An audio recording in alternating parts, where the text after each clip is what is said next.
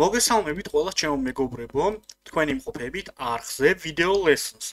მე ვარ მიშო და დღეს მე მინდა გასწავლოთ თუ როგორ შეგვიძლია ძალიან მარტივად WinRAR-ის გამოყენებით ისეთი ფაილების წაშლა, რომლებიც არ იშლება და აგდებს გარკვეულ ხარვეს წაშლის დროს.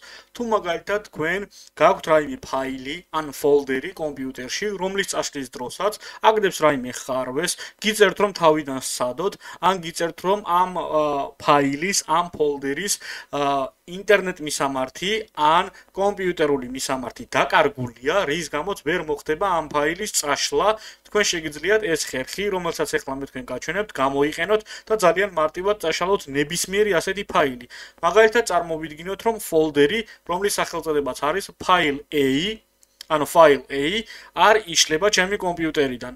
ძალიან მარტივად ჩვენ ახლა WinRAR-ის გამოყენებით შევძლებთ მის წაშლას. პირველ რიგში დავაჭიროთ მაუსის მარჯვენა კლაკს უშუალოდ folder A-ზე, ანუ იმ ფაილზე, რომლის წაშლაც გვინდა. შემდგომ WinRAR, ამის შემდგომ add to archive.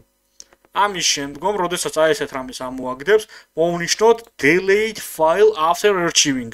წაშალე ფაილი არქივირების შემდგომ და დავაჭიროთ OK.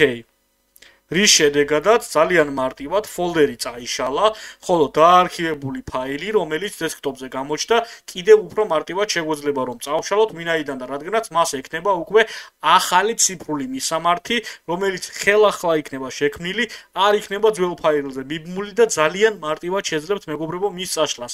დღეისათვის სულ ეს იყო რაც თქვენთვის მინდოდა მესწავლებინა და მეჩვენებინა. თუ რომელიმე თქვენთაგანს გეკნებათ რაიმე სახის შეკითხვები, თქვენ შეგიძლიათ დაწოროთ ეს შეკითხვები კომენტარებში, ან დამიკავშირდეთ ჩემი სოციალური ქსელის გამოყენებით. ყველას კიდევ ერთხელ გიხდით ძალიან დიდ მადლობას ყურადღებისათვის.